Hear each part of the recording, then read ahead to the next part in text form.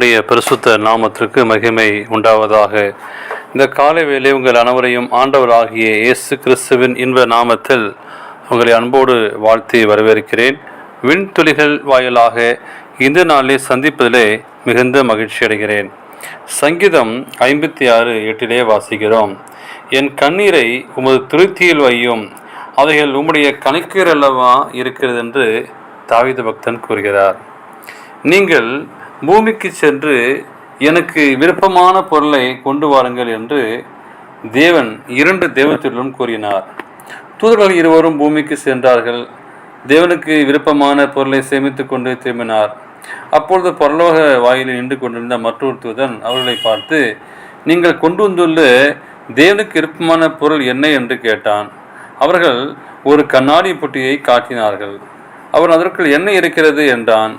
நான் பூமிக்கு சென்றபோது ஒரு தேவ பிள்ளை அழுது கண்ணீர் விட்டு கருத்தாய் ஜெபித்து கொண்டிருந்தான். அந்த கண்ணீர் தேவனுக்கு மிகவும் பிரியமானது. அதைத்தான் இந்த பொட்டியில் சேகரித்து வந்திருக்கிறேன் என்று சொன்னார்கள். இது ஒரு கற்பனை கதை என்றாலும் ஆழமான கருத்திருப்பதை கவனிக்க வேண்டும். நாம் நமது வாழ்வில் தாங்க முடியாத துன்பங்களும் துயரங்களும் தொல்லைகளும் ஆளாகி கண்ணீர் வடித்திருக்கக்கூடும். அந்த கண்ணீர் கர்த்தரின் பார்வையில் மிகுந்த மதிப்பு உடையவையாக இருக்கிறது. ஆம், நாம் அழுது கண்ணீர் விட்டு ஜபிக்கும் போது ஆண்டவர் நம்மீது மனதுருகிறார். கண்ணீருடன் ஜபித்த அன்னாளுக்கு ஆண்டவர் சாமுவேலை தந்தார். உங்கள் வாழ்வில் தாங்க முடியாத பிரச்சனை வரும்போது கண்ணீர் விட்டு அழுது ஜெபியுங்கள். அது தேவனுக்கு விருப்பமானது.